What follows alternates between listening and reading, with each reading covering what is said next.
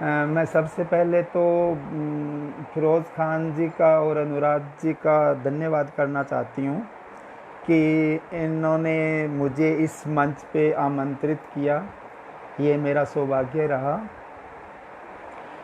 और जो इन्होंने टॉपिक दिया था मुझे, ट्रांसजेंडर जीवन की दुश्वारियाँ और संघर्ष। इससे पहले मैं आपको मेरा पूरा परिचय देना चाहती हूँ।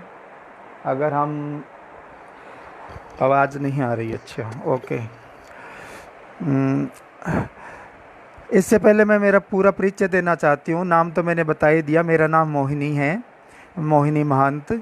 और मैं पंजाब की फर्स्ट ट्रांसजेंडर हूँ जो नेशनल लोक अदालत के जज पैनल की मेंबर हूँ।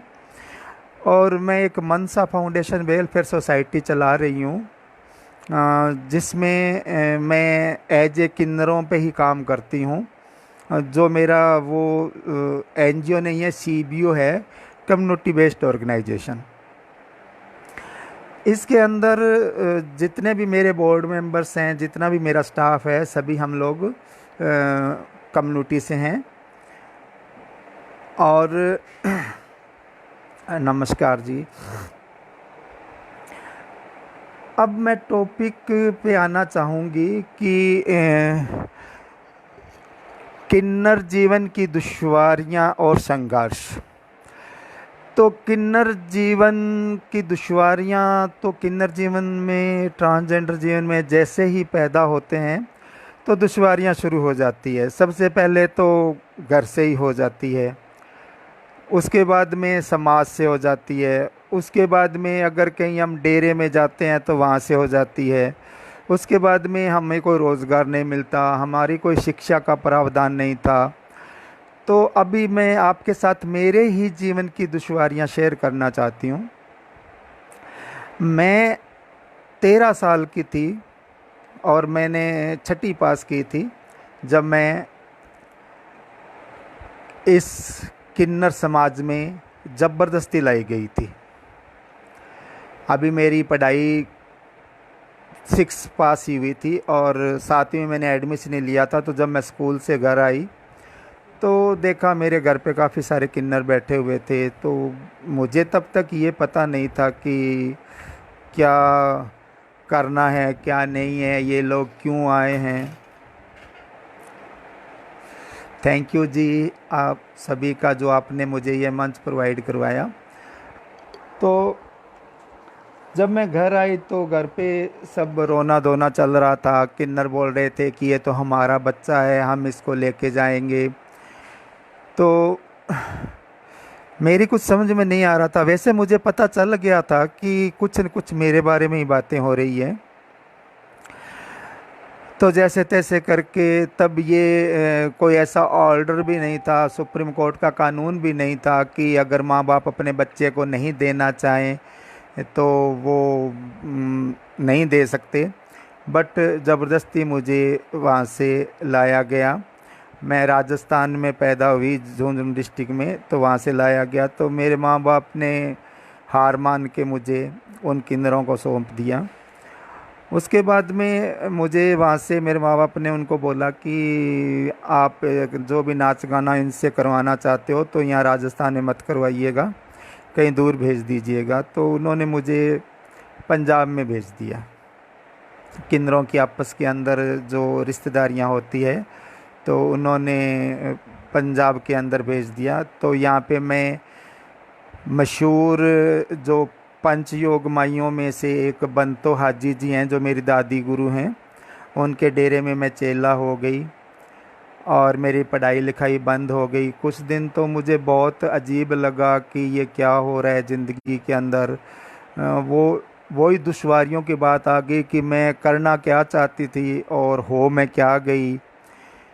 बट मुझे समझ में नहीं आ रहा था कि मैं क्या करूं। मेरी पढ़ाई भी बंद कर दी गई, घर का काम सिखाने लग गए डेरे में, डेरे के रूल्स सिखाने लग गए और नाचना गाना सिखाने लग गए। तो मजबूरी थी कि वही मुझे करना था और मैं करने लग गई वहीं पे। ऐसे करते करते कुछ साल बीत गए मैं हो गई कम से कम 17-18 साल की, तो मैं नाचना भी सीख गई, बधाइयों पे जाने लग गई गुरुओं के साथ। और उन्होंने मेरे रीत भुगत, जो एक परंपरा है हमारे किन्नर समाज की, जो रीत भुगत होती हैं, वो भी उन्होंने डाल दी। तो ज़िंदगी चल रही थी जैसे तैसे, लेकिन मैं कहीं भी अपनी ज़िंदगी से संतुष्ट नहीं थी। मैं हमेशा यही सोचती थी कि ये मेरा उद्देश्य नहीं है, मुझे कुछ और करना है। बट मैं कुछ कर भी नहीं सकती थी, क्योंकि डेरे का गेट तो 6 बजे बंद हो जाता था और सुबह 9 बजे खुलता था, तो बाहर कहीं आने जाने की आज़ादी भी नहीं थी। तो ऐसे करते करते टाइम निकलता गया। उसके बाद में मैंने सोचा नहीं, पढ़ाई तो मैं करूँगी, अगर नहीं पढ़ी तो कुछ भी मैं कर नहीं पाऊँगी। जो मेरा उद्देश्य है और जो मेरे सपने हैं, मैं उनको पूरा कैसे करूँगी। चलता रहा, धीरे धीरे कुछ समझ आई, कुछ मैच्योर भी हो गई थी, कुछ बोलने चालने भी लग गई थी। गुरुओं से पहले तो बहुत डरती बहुत थी, क्योंकि मार पिटाई भी कई बार हो जाती थी। कोई चीज़ का नुकसान हो गया तो मार पिटाई भी हो जाती थी। गाली गलौज तो डेरों में चलता ही रहता है, वो तो एक आम बात है। तो उसके बाद में मैंने एक दिन बहाना बनाया कि क्यों ना मैं 10वीं का प्राइवेट फार्म भरूं। तो ये बात 2089 की है, 1989 की है ये बात, 1989। तो मैंने 10वीं का फार्म भरा और मैं कुछ भी बहाना करके फार्म भरने के लिए गई। पेट दर्द है, मैं दवाई लेने जा रही हूँ, आज मैं काम पे नहीं जाऊँगी, और मैंने फार्म भर दिया। और फार्म में क्योंकि मैं रहती पंजाब में थी, तो फार्म भरने का भी मुझे बहुत वो मुश्किल थी, क्योंकि मेरा जो पैटर्न पढ़ाई का था वो राजस्थान का था। तो पंजाब भी मुझे उस टाइम पे नहीं आती थी। अब तो मैं पंजाबी आती है मुझे, पढ़ने लग गई हूँ मैं, बट उस टाइम पे मुझे पंजाबी नहीं आती। तो यहाँ का पैटर्न पंजाब का पंजाबी था।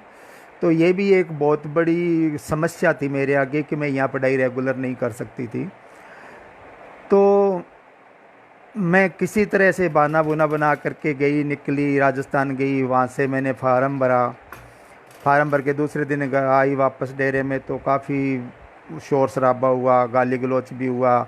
और जो हमारे हिंजड़ों की रीत होती है कि कहीं भी गुरु की आज्ञा के बिना या गुरु की मर्ज़ी के बिना कोई भी काम करते हैं तो हमें दंड देना पड़ता है। तो मैंने दंड भी दिया। तो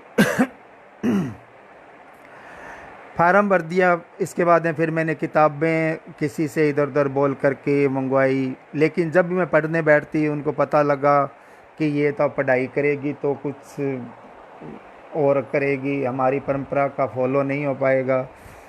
तो मैं चोरी छुपे पढ़ने लगी। जब भी पढ़ती तो मुझे मार पिटाई का सामना करना पड़ता, लेकिन मैंने पढ़ाई नहीं छोड़ी। मैं चोरी छुपे पढ़ती रहती, टोली पे भी जाती, नाचने भी जाती, घर का काम भी करती, पढ़ती रहती। जैसे तैसे रातों को पढ़ करके मैंने बहानेबाजियाँ बना के जैसे भी किया मैंने। बड़ी मुश्किल से, ये मेरा इतना मुश्किल दौर था मेरी पढ़ाई का कि मैं शब्दों में बयान नहीं कर सकती।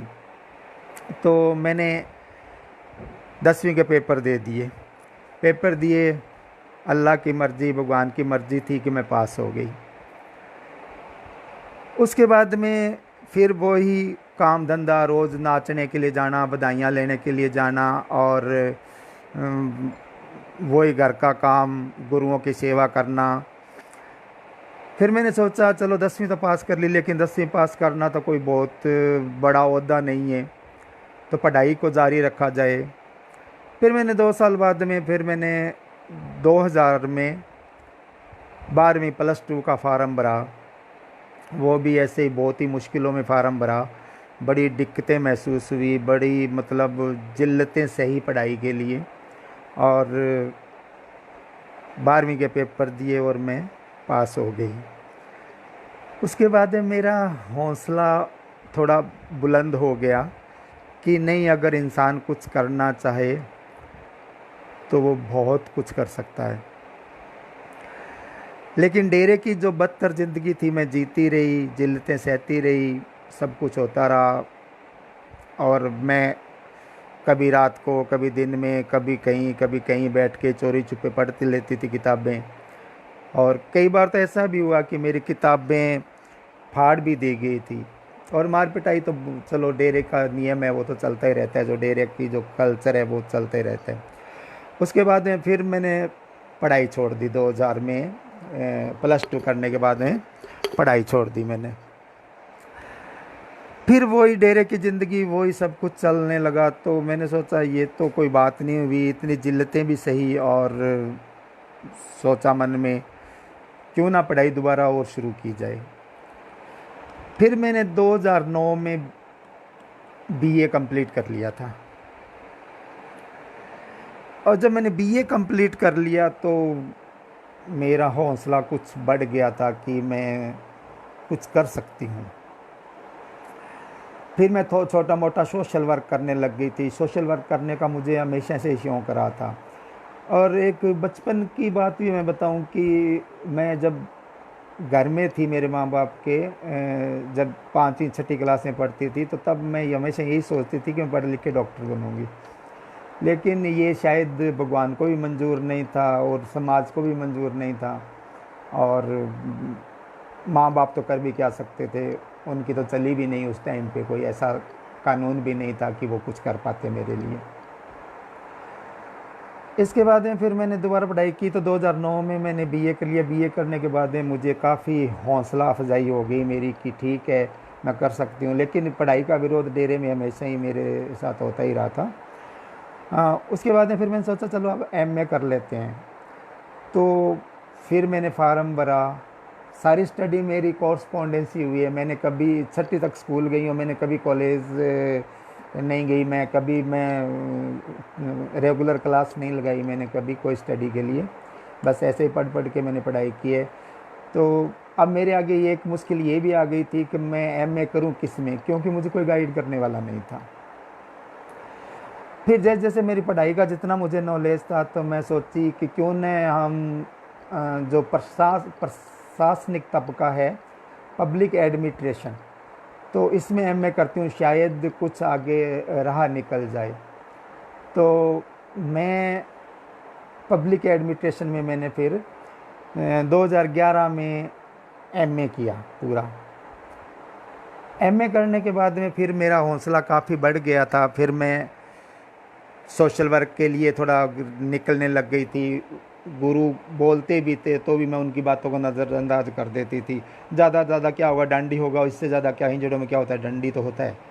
तो मैंने कई बार दंड दिया हमारी परंपरा के अकॉर्डिंग। और मैं आगे अपनी पढ़ाई करती रही, सोशल वर्क करती रही। एमए करने के बाद मैंने सोचा कि क्यों ना मैं कोई ऐसा फील्ड चुनूं जिसमें शायद मुझे नौकरी मिल जाए और मैं नौकरी कर पाऊँ। तो मैं नौकरी के लिए मेरे पास कोई परमानेंट डिग्री नहीं थी। तो मैंने इधर उधर से कई पढ़े लिखे लोगों से संपर्क किया तो मुझे पता चला कि क्यों ना कोई ऐसा डिग्री या डिप्लोमा किया जाए ताकि कोई मांगने की बजाय अपने पैरों पे खड़े होकर के मैं कमा के कुछ खा सकूँ, इज्जत की ज़िंदगी बसर कर सकूँ। हर किसी के आगे हाथ फैलाना मुझे शुरू से ही पसंद नहीं था।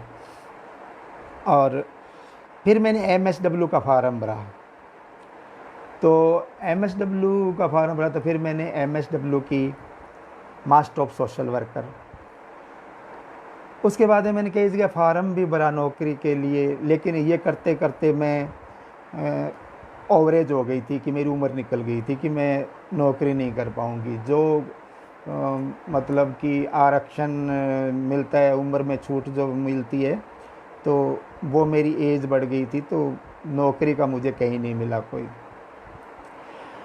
फिर मैंने 2012 में एक फाउंडेशन जो आज मैं चलाती हूँ, मनसा फाउंडेशन वेलफेयर सोसाइटी, ये रजिस्टर्ड करवाया कि क्यों, और चलो कुछ नहीं कर पाऊँगी, चलो मैं एक सीबीओ बना लेती हूँ हमारे किन्नरों के लिए ही, हमारे ट्रांसजेंडर के लिए ही, और उसमें थोड़ा सा मैं वर्क कर लूँगी तो शायद रोटी रोजी का जुगाड़ हो जाएगा। लेकिन एनजीओ भी नो लॉस नो प्रॉफिट में काम करते हैं, तो उसमें भी कोई इतना स्कोप नहीं था। तो रजिस्टर्ड मैंने करवा लिया। फिर मैं केंद्रों पे काम करने लगी, जैसे केंद्रों के social entitlement, health related issue और स्टिग्मा, डिस्क्रिमिनेशन, वायलेंस, ये सब चीज़ें होती थी। इसके साथ साथ मैं डेरे का चलन भी फॉलो करती थी, बधाई पे भी जाती थी, डेरे में ही रहती थी वहाँ पे, तो ये करती। तो इसके लिए भी काफ़ी वो मुश्किलों का सामना करना पड़ा, क्योंकि वो तो सब कहते हैं ये तो अपने लिए ही करती है सब कुछ, ये इसने तो कल्चर, जो हमारी कल्चर है, परंपरा है, इसको दागनुमा कर दिया, ये कर दिया, वो कर दिया। छोटी छोटी बातें चलती रहती, लेकिन मैंने कभी परवाह नहीं की इन बातों की। मैं अपना काम अपने हिसाब से करती रही। 2012 में मुझे एक अलायंस की तरफ से प्रोग्राम मिला, पहचान प्रोग्राम। तो वो 4 साल मैंने चलाया, तो काफ़ी कुछ लोगों से मेरा मिलना जुलना हुआ, काफ़ी कुछ मुझे सीखने को भी मिला, और मैं बहुत खुश हुई कि ठीक है, मैं आज एक चेयर पे बैठ के काम कर रही हूँ, न कि ताड़ियाँ बजा के लोगों के सामने नाच रही हूँ। तो मुझे काफ़ी आत्म संतुष्टि हुई इससे। और 2012 से लेकर के आज तक 2020 आ गया है, तब तक मैं मेरी फाउंडेशन है जो बढ़िया चल रही है। अभी मैं केंद्रों पे काम करती हूँ। अभी भी जो केंद्रों की हमारी दुश्वारियाँ हैं, जो संघर्ष है, जो उनमें जितना भी मेरा योगदान होता है तो मैं कर रही हूँ। और इसके बाद में चलते चलते 2018 में हम सफ़र ट्रस्ट के सहयोग से मैंने लुधियाना में एक प्रोग्राम किया था। तो उसके अंदर मैंने लॉ इन्फोर्समेंट, जजेस और डीसी साहब को, इनको इनवाइट किया था। तो इनवाइट करने के बाद में जब ये लोग आए मंच पे, मेरी क्वालिफ़िकेशन देखी, मेरा प्रोग्राम देखा, मेरा काम देखा, तो जो हमारे एक यहाँ पे लुधियाना में सेशन जज साहब हैं, गुरवीर सिंह जी, वो चीफ गेस्ट थे। और जो डालसा की सेक्रेटरी डॉक्टर गुरप्रीत कौर थी तब यहाँ पे, तो वो भी यहाँ पे थे। तो उन्होंने मेरी स्किल देखी, मेरी पढ़ाई देखी, और उन्होंने मेरे से पूछा कि अगर हम आपको हमारे साथ काम पे लगाएं तो क्या आप काम करोगे हमारे साथ मिलके। मैंने कहा हाँ, क्यों नहीं, श्योर। मैं तो बहुत पहले से ही चाहती हूँ कि मुझे कोई सिटिंग जॉब मिल जाए। मैं नाचना गाना मुझे पसंद नहीं है, और मैं नाचना गाना छोड़ना चाहती हूँ। तो डॉक्टर गुरप्रीत कौर ने मुझे सेशन जज साहब से बात करके, और उन्होंने डिसाइड किया, तो मुझे नेशनल लोक अदालत में जजेस पैनल की मेंबर नियुक्त कर दिया 2018, जुलाई 2018 में। और साथ के साथ जो इसमें डिस्ट्रिक्ट लीगल सर्विस अथॉरिटी की जो वॉलेंटियर्स ड्यूटी होती है, वो उन्होंने मुझे सौंप दी, और तो मैं जाने लग गई। हालांकि वहाँ पे मुझे बहुत ज़्यादा कोई सैलरी वैलरी नहीं मिलती है, बस 8-10 हज़ार रुपये मिलते हैं, लेकिन उसमें भी मेरा खाना खर्चा चल रहा था। मैं अकेली जानूँ, मुझे कोई किसी से कुछ लेना देना नहीं था, तो चलता रहा। और आज मैं लुधियाना में जो नेशनल लोक अदालत है पंजाब की, मैं फ़र्स्ट ट्रांसजेंडर हूँ, उसके नाम से लोग मुझे जानते हैं।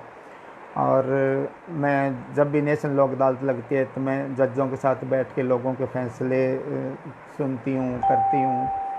और इसके बाद में जो अभी मेरी ड्यूटी चल रही है डिस्ट्रिक्ट लीगल सर्विस अथॉरिटी में, तो उसमें मैं 3 दिन ड्यूटी मेरी जुनाइल कोर्ट में होती हैं जज किरण ज्योति के साथ, जहाँ पे 18 साल से कम उम्र के बच्चे होते हैं जो अपराध करते हैं, तो उनके लिए मैं जो लीगल एड प्रोवाइड करवाते हैं वो करवाती हूँ। और 3 दिन मैं सिविल हॉस्पिटल लुधियाना में बैठती हूँ, वन स्टॉप सेंटर में। वन स्टॉप सेंटर एक महिला एवं बाल विकास विभाग का कार्यक्रम है, जिसमें रेप और एसिड अटैक और डोमेस्टिक वायलेंस जिन महिलाओं के साथ होता है, तो उनको मैं लीगल एड प्रोवाइड करवाती हूँ। तो ये मेरा जो है जीवन की दुश्वारियाँ थी, जो ये मतलब ट्रांसजेंडर जीवन के अंदर बहुत ही ज़्यादा है ये। और इसके बाद अब बात करें हम संघर्ष की, तो संघर्ष तो चलता ही रहा है। जैसे कि 2014 के अंदर सुप्रीम कोर्ट का ये जो नालसा जजमेंट आया था, उसके अंदर भी बहुत कुछ ऐसा पॉजिटिव बातें लिखी हुई थी कि ये किन्नरों को मेन स्ट्रीम में लाना है, किन्नरों को ये करना है, किन्नरों को पढ़ाई का देना है, इनको अच्छे से नौकरियां मिलेंगी। लेकिन वो भी अभी तक कागज़ों में ही पड़ा है, कोई उसके ऊपर काम नहीं हुआ। तो अभी तक जो हमारी ट्रांसजेंडर कम्युनिटी है वो वैसे की वैसे ही, मेरा मानना है कि वैसे की वैसे ही है। चाहे वो, क्योंकि मैं पंजाब में रहती हूँ और पंजाब जो स्टेट गवर्नमेंट है हमारी पंजाब की, तो हमारी स्टेट गवर्नमेंट में ना तो कोई किन्नरों के लिए कोई यहाँ पे वेलफेयर बोर्ड बना है अभी तक, और ना ही कोई ऐसी स्कीम आई है किन्नरों के लिए कि चलो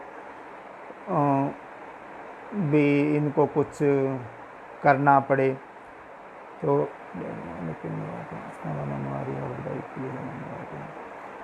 हाँ, ये जो डेरे में जो किन्नर के प्रति उदासीनता क्यों,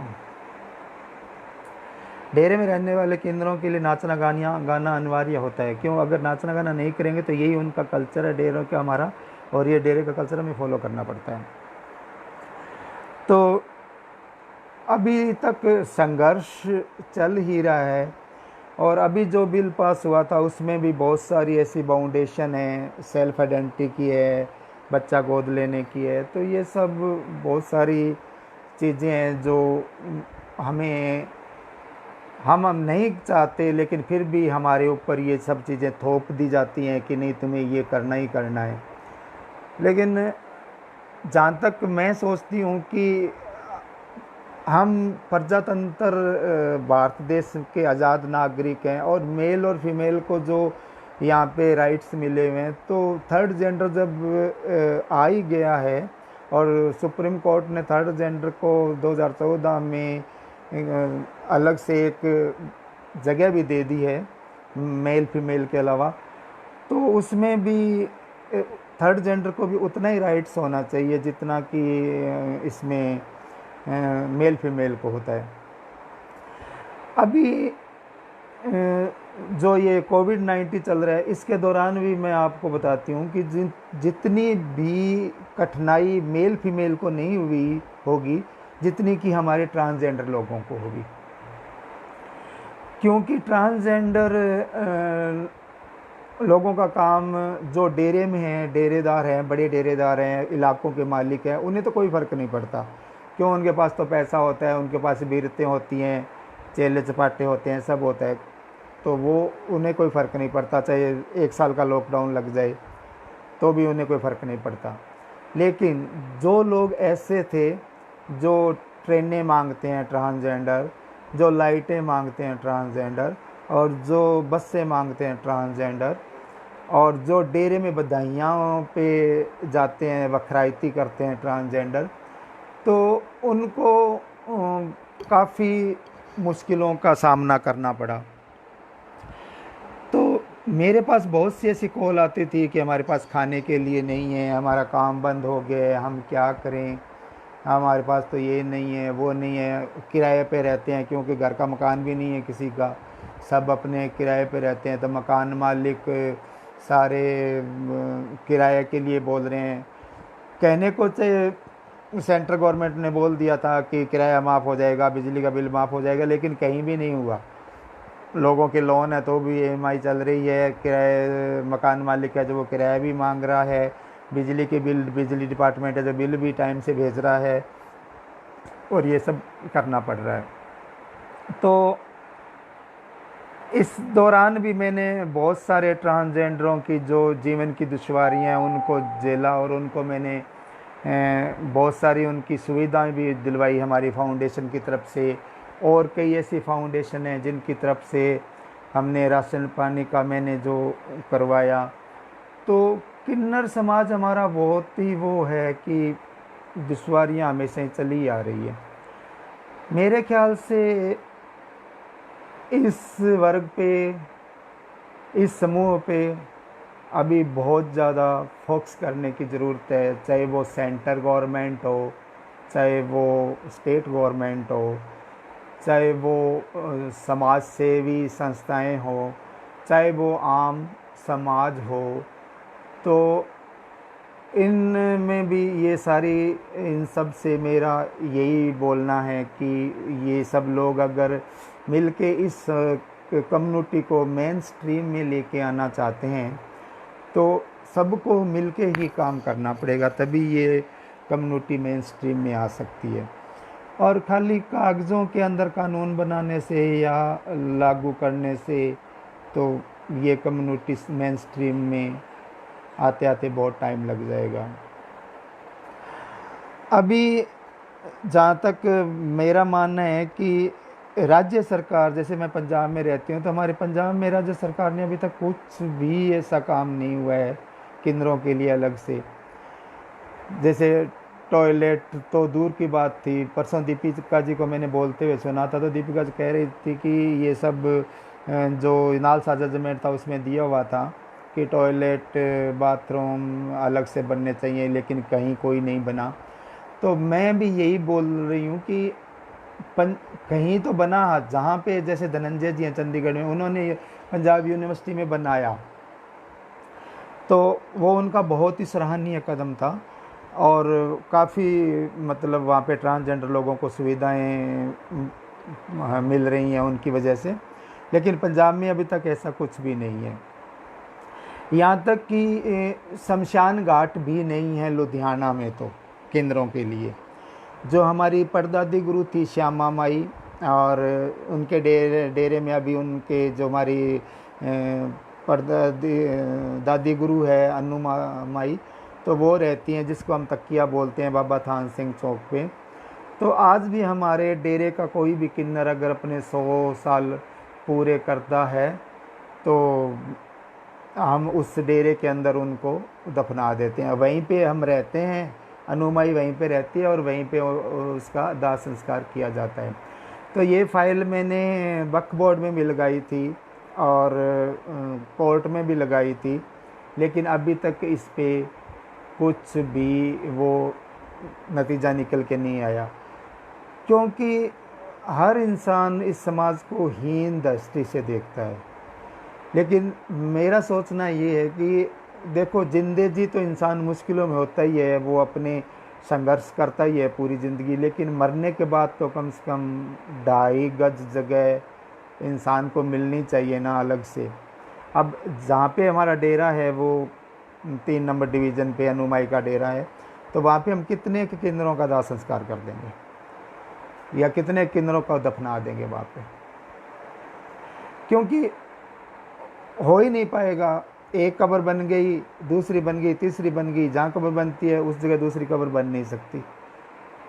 तो मेरी सेंट्रल गवर्नमेंट से भी ये प्रार्थना है और स्टेट गवर्नमेंट से भी प्रार्थना है कि जहाँ कहीं भी किन्नर कम्युनिटी को ऐसी मुश्किलें आ रही हैं तो किन्नर कम्युनिटी के लिए कुछ गवर्नमेंट भी सोचे, कुछ समाज सेवी संस्थाएं हैं, बहुत से दानी लोग सज्जन बैठे हैं जो बहुत मतलब कि दान पुण्य भी कमाते हैं, तो इस वर्ग की तरफ भी कृपया ध्यान दें। और जो हमारे जीवन की दुश्वारियां हैं, हमारे जीवन की जो समस्याएं हैं, हमारे जीवन के जो संघर्ष है, तो उनको कम किया जा सके। कोई भी ट्रांसजेंडर है, किसी भी ट्रांसजेंडर से पूछ लीजिए आप, तो हर ट्रांसजेंडर को हर चीज़ की मुश्किल होती है। नहीं, किन्नर समाज में धर्म परिवर्तन जैसी कोई समस्या नहीं है। किन्नर समाज अलग अलग जाति से, अलग अलग धर्म से होते हैं, लेकिन जब हम चेला हो जाते हैं, जो हमारी चेला प्रथा की रीत होती है विकास जी, तो उस रीत के जो हमारे जो कल्चर होता है वो ही फॉलो करते हैं हम। और ना ही कहीं हमारे पास अगर हम कोई, जैसे कोई किन्नर मरता है उसकी हम रोटी करते हैं, घड़ा करते हैं, जो ये हमारी परंपरा है, तो किसी पैलेस वाले के पास जाते हैं तो पैलेस वाला किन्नरों को पैलेस नहीं देता, जगह प्रोवाइड नहीं कराता। तो गवर्नमेंट से मेरी ये भी उम्मीद करती हूँ मैं कि समाज सेवी संस्थाओं से, गवर्नमेंट से, सभी से, कि दानी सज्जनों से, कि ऐसी कोई एक दो धर्मशालाएँ बनवा दी जाए जिसमें किन्नरों को अपने फंक्शन करने के लिए, ट्रांसजेंडरों को अपनी फंक्शन करने के लिए सुविधाएं प्रदान हो जाए। और ट्रांसजेंडरों के लिए एक सबसे ज़रूरी बात ये भी है कि जब हम घर से बहिष्कार हो जाता है हमारा, घर से बहिष्कार होने के बाद में फिर हम या तो लाइटें मांगते हैं, या फिर डेरे में जाते हैं, या फिर ट्रेन मांगते हैं, या फिर बसें मांगते हैं। रोटी रोजी का कोई और साधन नहीं होता, क्योंकि कोई हमें वो है ही नहीं कि बनाना पड़ा। आप लोग भी सत्ता को मजबूत करें और सुनना पड़े। हाँ धनंजय जी ने इसके टॉयलेट, ठीक है जी। सरिता जी, मैं आपसे कहना चाहती हूँ कि मैं धनंजय जी का धन्यवाद करती हूँ कि उन्होंने ये किया, और उसके लिए धनंजय जी और भी संघर्ष कर रहे हैं आगे काम करने के लिए। तो वहाँ पे ट्रांसजेंडर को काफ़ी सुविधाएं मिल रही हैं।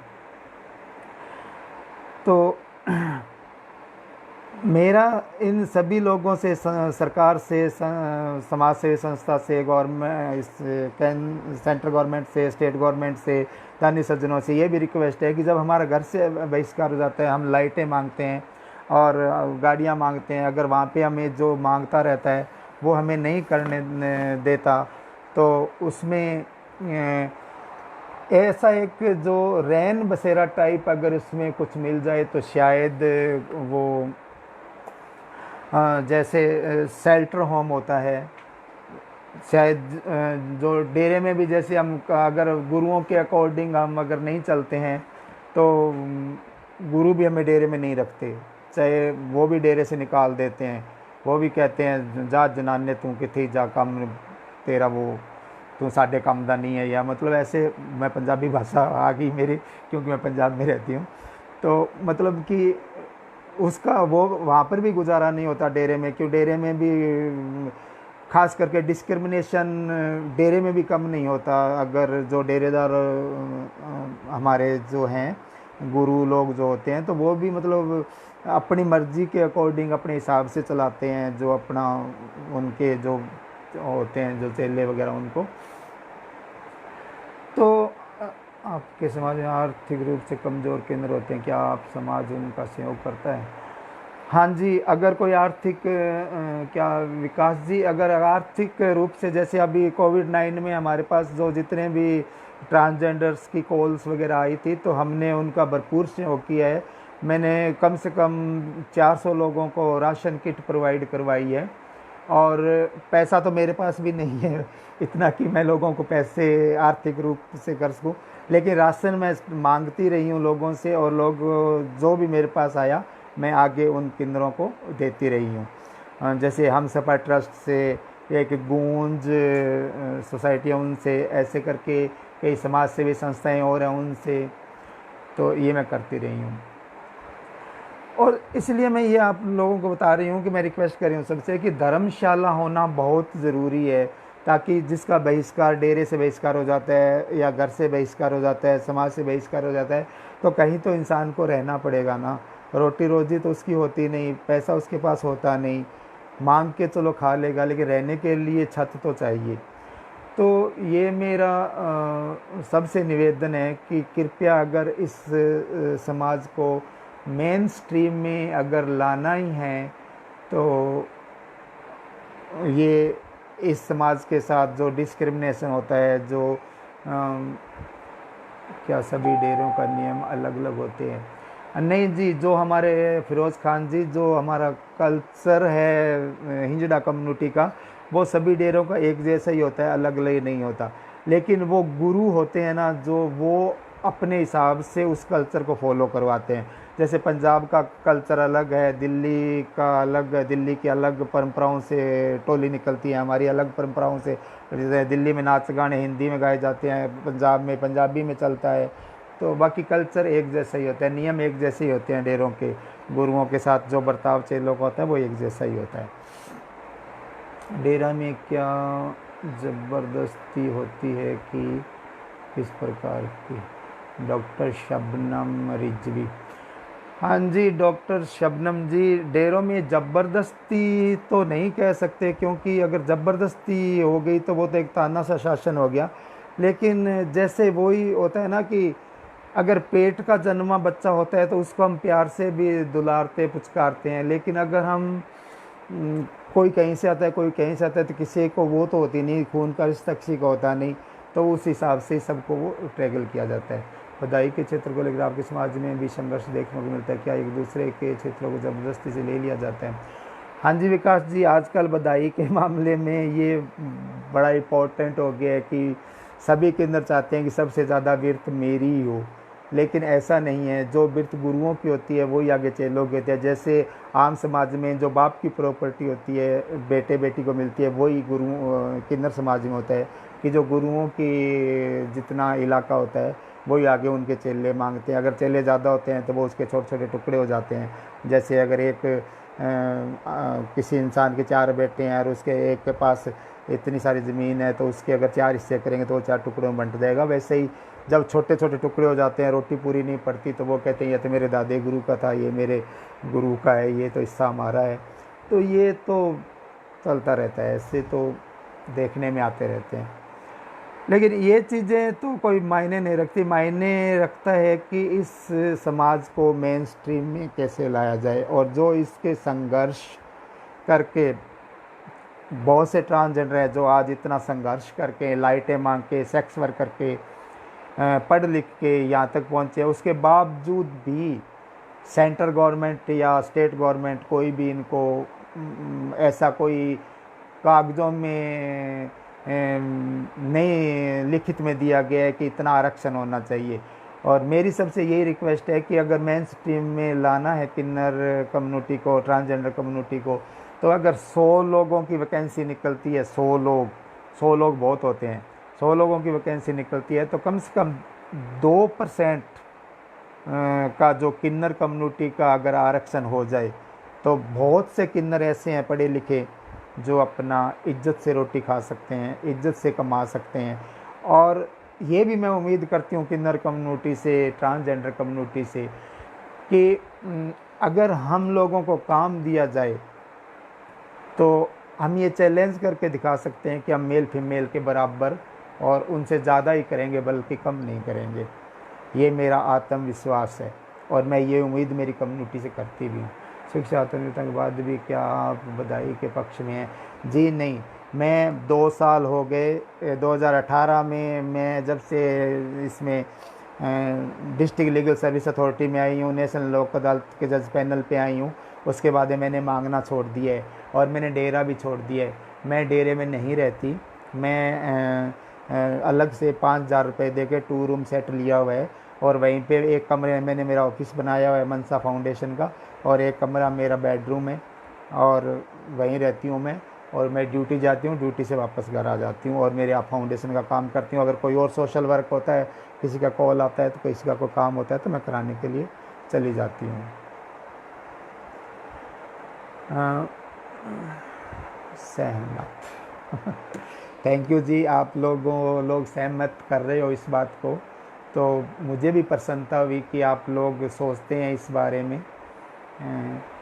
और कोई क्वेश्चन किसी का हो तो? बाकी हमारे समाज की तो दुश्वारियाँ जो है वो तो जैसे जैसे टाइम निकलेगा वैसे वैसे होंगे। विधायी को लेकर ज़बरदस्ती को लेकर लोगों में असंतोष है, क्या आप कहती हैं इस संबंध में? हाँ, मैं सोचती हूँ लता जी, मैं बोलती हूँ कि जो किन्नर ज़बरदस्ती करते हैं बधाई के ऊपर, तो इसमें मेरा मानना ये है कि कितने बधाइयाँ मैं भी लेने गई हुई हूँ, मैंने बहुत साल बधाइयाँ ली है, बहुत साल नाची गाई हूँ, लेकिन मैंने कभी किसी से ज़बरदस्ती नहीं की। जैसा घर होता है वैसी बधाई लेके आ जाते हैं और मैं सभी से ये रिक्वेस्ट करती हूँ कि जैसा घर होता है वैसी बधाई ले जाए, ज़्यादा ज़बरदस्ती नहीं करनी चाहिए। किसी की जेब अलाउ नहीं करती तो ज़बरदस्ती करने से क्या होगा? डेरे में जब किन्नरों को शिक्षा लेने से रोका जाएगा तो सो आगे कैसे पड़ेगा? जी, ये सबसे मेन मुद्दा है कि डेरे में शिक्षा पर रोक है, क्योंकि मेरी खुद दादी गुरु ये बोलती थी कि तू कौन सा पढ़ लिख के जज बन जाएगी, लेकिन मैंने उनको साबित कर दिया कि मैं जज बनी नहीं हूँ, लेकिन आज मैं जज्जों के साथ बैठती ज़रूर हूँ। अगर मैं पढ़ी तभी बैठने लगी थी। लेकिन मेरी सभी माइयों से, पंच योग माइयाँ जो भी हैं डेरेदार, उन सभी से मेरी हाथ जोड़ के विनती है कि कोई भी किन्नर बच्चा छोटा आता है तो उसको स्कूल ज़रूर भेजें और उसको डेरे के कल्चर के साथ साथ उसको उसके अपने पैरों पर खड़ा होने का भी उसको मौका दिया जाए, उसको अच्छी शिक्षा प्राप्त की जाए। शिक्षा सिर्फ नौकरी के लिए नहीं की जाती, शिक्षा से हमारा इंसान का माइंड भी ब्रॉड होता है। दीदी मैं अभी किन्नर समाज में आना चाहती हूँ, मैं इसके लिए मैं पहले क्या करना है? क्यों आना चाहती हो भाई किन्नर समाज में आप? आपके लिए डेरों में रहना ज़्यादा सुरक्षित होता है अथवा अकेले रहकर अपना संघर्ष करना, आप बधाई लेकर जीवन जीना महसूस करते हैं? अच्छे देखो, सुरक्षित डेरे में भी हम सुरक्षित होते हैं और अलग रहते हैं तो भी सुरक्षित होते हैं। ऐसी कोई बात नहीं है कि हम असुरक्षित महसूस करते हैं, क्योंकि जो इंसान पढ़ा लिखा होता है वो हर तरह से सिक्योर होता है, वो सब अपने हिसाब से चलता है, तो उसमें वो ऐसी कोई बात नहीं है। बहुत खूब, आपकी हिम्मत को सलाम। थैंक यू डॉक्टर शबनम जी, शिवम जैसे, थैंक यू जी, बहुत अच्छा लगा। और मैं फिर फिरोज जी का धन्यवाद करती हूँ कि उन्होंने ये पत्रिका निकाली, वन में जो पत्रिका है, और इसमें जो हमारी ट्रांसजेंडर कम्युनिटी है इसको अपने विचार रखने का, बोलने का, अंदर की दबी हुई भावनाएं कहने का मतलब मौका मिला और हम यहाँ तक पहुँचे हैं। तो ऐसे ही जैसे फिरोज़ खान जी है, ऐसे ही जागरूक लोगों की उम्मीद से ही हम यहाँ तक पहुँचे हैं, जो हमें बार बार आगे लाते हैं और हम अपने विचार रखते हैं। तो कहीं ना कहीं लोगों में हमारी बातें होती हैं जो किसी न किसी के दिल को छूती है और वो हमें सपोर्ट करने में आगे ज़रूर आता है। विशाल शर्मा, सही बात है, शिक्षा सर्वांगीण विकास के लिए होती है। जी हाँ, शिक्षा सर्वांगीण विकास के लिए होती है।